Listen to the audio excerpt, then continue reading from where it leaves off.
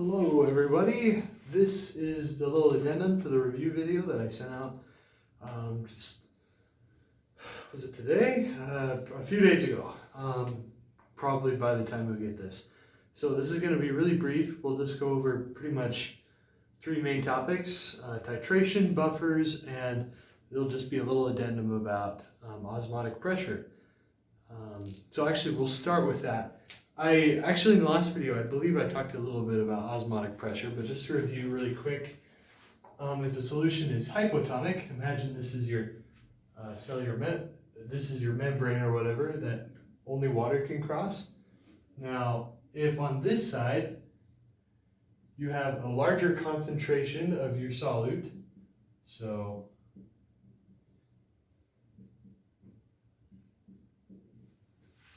and over here you only have maybe one of each, right?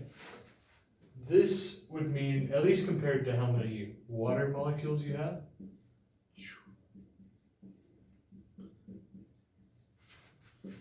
let's say we have the same amount of water on both sides. This would be a hypotonic solution, right? There's a greater concentration, which means they will want to equalize concentration by moving water over into this one. This means it has lower osmotic pressure. This means it is hypotonic right there. And if this is a cell, it will swell, right? It'll get larger and it will pop. That's called hemolysis. Now, if this was, say, hypertonic, what that would mean is it had a much larger concentration it had a much smaller concentration of solute, which means it had much more water than the other side. So let's say we got rid of all but three of those. Then water would cross this way. This would be hypertonic, right? It has a higher osmotic pressure. If this was your cell and this was all the stuff it was floating in, this would experience something called crenation, when it shrinks and eventually it gets too small where it just dies. So that's a little bit extra that I wanted to talk about there. We can move on to titrations. So the main thing with titrations is it's really pretty similar to a lot of things that we've done in the past, right? We're even using this equation again. CAVA equals CBVB. It's an equation that's pretty reliable, but there are a few cases why you might not want to use this, and really I just like to show you why this works, so you can just use the principles that make this work instead of just plugging in numbers into this equation and hoping everything will work out steadily. If we think about the units here, right, we have a concentration here, moles per liter, times a volume, which is in liter, equals another concentration in moles per liter, times another volume, which is also in liters. On both sides, the liters cancel out, right? So then we just have, say, the same amount of moles of the acid has to be the same as the moles of the base. That's pretty true most of the time. However, I'll show you an example in which maybe the moles of your acid maybe don't want to be the same as the moles of your base. Say you add some nitric acid here, right? And then let's say this you choose for your base is calcium hydroxide. The problem with this is when these both dissolve in solution, 1 mole of this will produce 1 mole of hydrogen ions, right? And this side, if you dissolve 1 mole of this base, it will produce 2 moles of hydroxide ions. Now that is unbalanced. So in a sense, we need twice as many moles of nitric acid as we do calcium hydroxide so that things will balance. That's why maybe you want to be a little bit careful using this equation, because if you just plugged and chugged here, then you might miss the fact that you need this coefficient here. Let's do an example problem. Example titration. Let's say you have 35 milliliters of an unknown concentration of, say, hydrochloric acid, right? And you don't know what the molarity of that is. That's what our question is, molarity of the hydrochloric acid. Then let's say you add 75 milliliters of a calcium hydroxide solution, right? And the molarity of this calcium hydroxide solution is, let's say it's 0.6. All right. So give yourself a minute and try and work out how to do this. I'm just going to check this is still running. And we are good. Okay, let's keep going. So eventually we're going to want to get to molarity here. I know that if I take this volume, multiply it by our molarity, we'll end up with moles of calcium hydroxide. I can then think about how many moles of hydrochloric acid I need in order to balance that many moles of calcium hydroxide. Then I can just take that number of moles and divide it by our volume up here and get a molarity. So that's kind of my plan. We'll start here with this volume here, 75 milliliters of calcium hydroxide. And then we need this in liters, so it'll work well with our molarity units. So we'll just divide this by 1,000 milliliters. So the milliliters cancel, and then we have 1 liter on the top. Now we can use our molarity here. To cancel liters, we'll have liters on the bottom. So 0.6 moles calcium hydroxide per liter. This is just 1 liter. Liters cancel. Now I need to think, okay, how many moles of calcium hydroxide will neutralize 1 mole of hydrochloric acid? I think there's 2 ways you can do this. You can be really careful and just split this into ions right now. Say, for every mole of calcium hydroxide, we'll produce 2 moles of OH, right? And for each mole of OH, these cancel. For each mole of OH, we neutralize 1 mole of hydrogen. Those cancel. And for each mole of hydrogen, we'll put this on the bottom, we'll have 1 mole of hydrochloric acid. Right? And then these moles cancel out. And now we're in moles of hydrochloric acid. If we just divide whatever number we get by doing all of these cases out, we divide this by, we need that number in liters, so I'll just kind of skip the work and move the decimal point over. If you divide that by 0.035 liters, then we have moles of hydrochloric acid per liter. That's our answer, whatever that is. Now, if you don't want to do all of this kind of cautious work with ions, you can just skip a little bit of that. Let's say we know that because this produces 2 moles of calcium, this produces 2 moles of hydroxide ions. I can think for each mole of calcium hydroxide, that neutralizes 2 moles of hydrochloric acid, because that only has 1 hydrogen ion and this has 2 hydroxide ions, if that kind of makes sense. And then that saves you a little bit of work. Then you just divide this again by that liter and you have our answer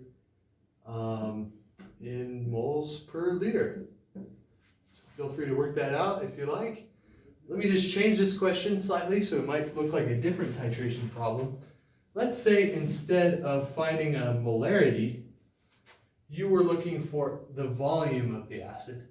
So you know the molarity was, let's say it's 0.67, and you're wondering how many milliliters of acid do you have, right? So all of the work we did so far, exactly the same. We found moles of hydrochloric acid by just doing this work here. Then we can use our molarity to convert from moles to a unit of liters, right? So right here we need to cancel out moles, so we'll put moles of hydrochloric acid on the bottom, and then we'll put liters on the top, The 0.67, that stays with the moles, so we divide by that number. Moles cancel out. Now we're in units of liters. We just need to go to milliliters. We say there's 1 liter in 1,000 milliliters. And we put the liters on the bottom so they'll cancel out. And then we're in the right units. We've done it. Really, that's titration. If you're thinking about it, right here we have a volume times a concentration, and then we do some mole ratios just in case. And then here we have a concentration, and there's our volume. It's pretty much just C1 V1 equals C2 V2. So that's kind of why that works. Okay, let's talk just a little bit about some of the more confusing things we may have heard in this lecture. There's a few words. There's one word, protonated, which may have felt a little scary. I don't think it's as scary as it sounds once you think about what it means. So oftentimes we see acids depicted like this, or maybe like this once they've lost a proton, right? This hydrogen plus ion. So this state in which it still has the H attached to it, because this ion, it's just a proton, right? It's just a positive single proton. This is when it's protonated. It still has the proton. Now when the proton is left and it is abandoned, the acid, and it's now the conjugate base, this has lost the proton. This is deprotonated. Right? Okay. So when you can measure the pKa value, right? This is a value that measures the strength of an acid, and then you can compare it to the pH of a solution. There are a few different cases that can happen. When they're equal to each other, right? This means it's 50% HA. This is protonated, right? And 50% A minus. This is deprotonated. It's an even split. Then, when the pKa is less than the pH, hang on, sorry. Yeah, is less than the pH, this is mostly deprotonated. And deprotonated is A minus. Right? When the pKa is greater than the pH, this is mostly protonated, when it still has the proton. So there's a few ways to remember this. I'll talk about one that's kind of simple, and then one that kind of uses a little bit of math. So, okay, let's look at this one. If the pKa is less than the pH, that means the pH is bigger, right? That means it's a little bit more basic than the pKa would like it to be. That means that most of your acids are going to give up their hydrogen so it can make it a little bit more acidic, right? Now, if your pKa is greater than your pH, that means it's acidic compared to whatever your pKa is. That means if it's more acidic than it would like to be, it's going to hold on to most of those hydrogens. That's a way you can remember that. Here is another way. So these p's, right, just mean the negative logarithms. So let's say you took the negative log of 1 times 10 to the negative 10th. And you took the negative log of 1 times 10 to the negative 2nd. Now between these two numbers, this number is bigger, right? This is a larger concentration because it's less decimal places, right? But now, once we take the negative log of that, this is 2 and this one is 10. This is still a bigger number. This looks like 10 is bigger than 2, right? But if you think about it, essentially 10 has a smaller concentration than 2 has. So let's imagine we undid the negative logarithm that we did for the pH and the pK sub A, right? So let me erase some of this. essentially, if you undo all the logs, this one means the K sub A equals the H plus concentration, right? This one, we like flip the sign around, right? Because if this one was 10 and this one was 2, this one would be a smaller concentration than that one, right? This means the K sub A is bigger than the H plus concentration. This one, you flip it again, K sub A is less than the H plus concentration. Now, if we substitute in our definition for K sub A is equal to the H plus ion times A minus, right? This is the acid when it's deprotonated, when it's lost the proton, divided by the acid when it's protonated, right? So essentially what this is saying is K sub A is H plus times A minus divided by HA. And I'll write that for all three of these.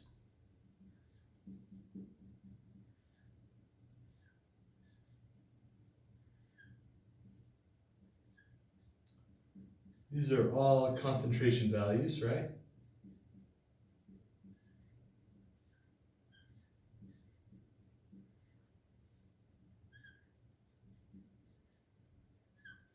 Okay, so let's look at this. Notice we have the same thing here and there, right? That's like if we had the number 2 over on this side and the 2 over on that side. If we divide both sides by that, it goes away. So essentially, we can cancel out the hydrogen concentrations from this equation. So now we just have A minus divided by HA equals 1. And now I'm going to times both sides by this concentration, so it cancels out on this side and it shows up on the top over here. This means the concentration of your deprotonated will be the same as your concentration of your protonated. Now we can just do the same math for all of these, right? Like the H plus will cancel out, and we move the HA to the top. What this one is saying then is that A minus is greater than HA, right? It's mostly deprotonated. Now, if you look at this one, we do exactly the same thing. Your A minus, this is your deprotonated, is less than your protonated.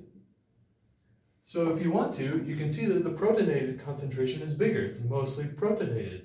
Here you can see that it's mostly deprotonated, right? It's greater than. So if you want to, you can just remember how to do this math, and that can help you remember these rules. If it doesn't help you though, just remember the last little rule that I talked about before I went into all this math, and just forget this. This is just a way to help you try and remember these kind of rules. Okay, so let's talk about buffers. If you add a little bit of a strong acid to water, the problem is that the pH will change drastically.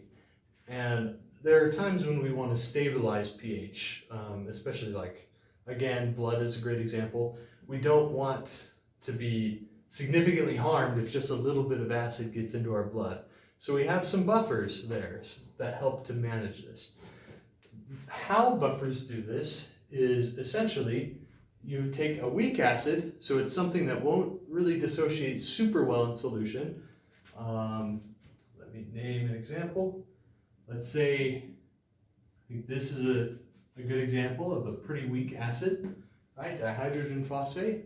If you had a 3 here, then it would look like this. This would be called phosphoric acid. But anyway, we have a 2 and there's a minus on this. So this is a pretty weak acid. Could give up its hydrogen.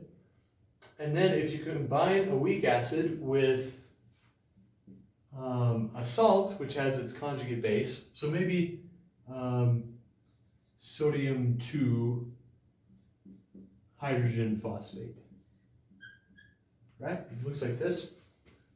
When you dissolve this in solution, the sodiums will come off of it and it will just become this ion, right? essentially what you've done is you've created a buffer. A buffer has to have a weak acid and its conjugate base in it, right? That you have to have those two things in a buffer solution. So I could write a few things down that could be examples of buffer solutions. So let's say HCl plus sodium chloride. You might think, okay, that's the conjugate base of hydrochloric acid, just the chlorine part, right? The sodium will vanish and we won't really care about it. It's just dissolved in solution, doesn't change things. But the problem is hydrochloric acid is a strong acid. This will be a bad buffer. This is why you have to memorize the strong acids, so you can recognize that would not work as a buffer because that's a strong acid. Let's see. Let's say this one. This is H. I think that's, no, I messed it up. I'm sorry. The formula for this is just like that, plus, say, sodium acetate. Right? This is acetic acid, which is a weak acid, and then this is going to be its conjugate base once it loses that sodium. This would be a perfectly valid buffer. But let's say this ion wasn't acetate anymore. Let's say it was, say, nitrate. This would not work as an acetic acid because this is not the conjugate base of this acid. They have to be related in that way. So the reason why this works is essentially you have a weak acid that if you add a really strong base, essentially the weak acid can jump in and say, here, take my proton, so you don't change the pH of our solution a whole bunch. And then it becomes kind of its conjugate base, which isn't really that strong either. But let's say you add a really strong acid, then the conjugate base can all of a sudden step in and say, hey, wait a second, instead of just giving up that hydrogen, I can take it, so you don't change the pH here, right? Essentially, you've got like kind of a base and an acid that aren't really strong, so they won't really act until you add something that is really strong, like hydrochloric acid or nitric acid or perchloric acid. That's why a buffer works. That's why it's convenient. As well, if you wanted to calculate the pH of a buffer solution, it's pretty much you just take whatever your P sub K of A value is of your weak acid, right? And then you add the log,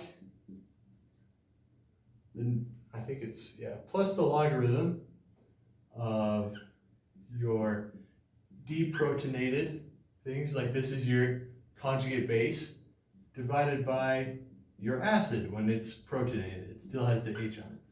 That's pretty much how you would do it. I don't think you'll really need to know that super heavily for the final, but there's a formula. As well, let's say you were trying to pick a buffer. Buffers can hold, there are a number of different weak acids, and they can hold a pH pretty stable around wherever it happens to be. So I'm going to list 3 acids, and I'm just going to give them P sub K of A values. They won't be accurate to real life, but they'll be convenient for this example. So let's say we have acetic acid again. I always call this acetate, I call that Chiku because it's fun for me to remember. You might also see this as like H in front of C2H3O2. It's also written that way. This way, it's written this way just so you can help like kind of understand the structure of the molecule, but you might see it both ways. So this is still acetic acid. Let's say the P sub K of A value is 3.5, and then let's write phosphoric acid here. Let's say the P sub K of A value here is 7.8. And then let's say you have, it's really easy for me to remember all the strong acids, but the weak acids are a little bit trickier. Let's say we have nitrous acid here, right? And we'll say the P sub K pk sub a value is 11.3. Again, these values aren't accurate. I just wrote them down, made them up so that we could talk about this. Your buffer solution can hold a pH that's about plus or minus 1. So essentially, if you're trying to pick a buffer, think about where your desired pH is, and then it has to be within a plus or minus 1 of whatever the buffer solution's pK sub a value is. So let's say we wanted a pH of 4.2. I would look down this list, I would look at the one that looks closest. This one won't work, that won't reach 4.2, but this one will, right? That's in plus or minus 1.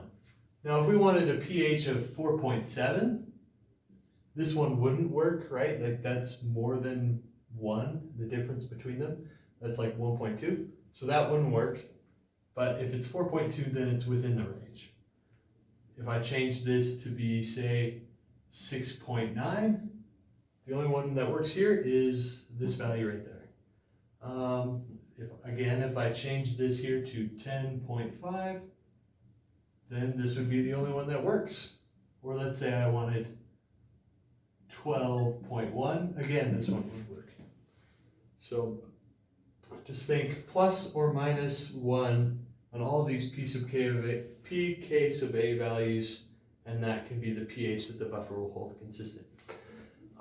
Okay, I think that is pretty much all that I wanted to talk about in this little addendum to the video. It's much shorter. I hope you like that. I do. But really, it's been an honor to be a TA and help you all this semester as much as I can. Again, you can email me if you have any questions anytime before finals. I hope you'll all do well, really well. Thank you again.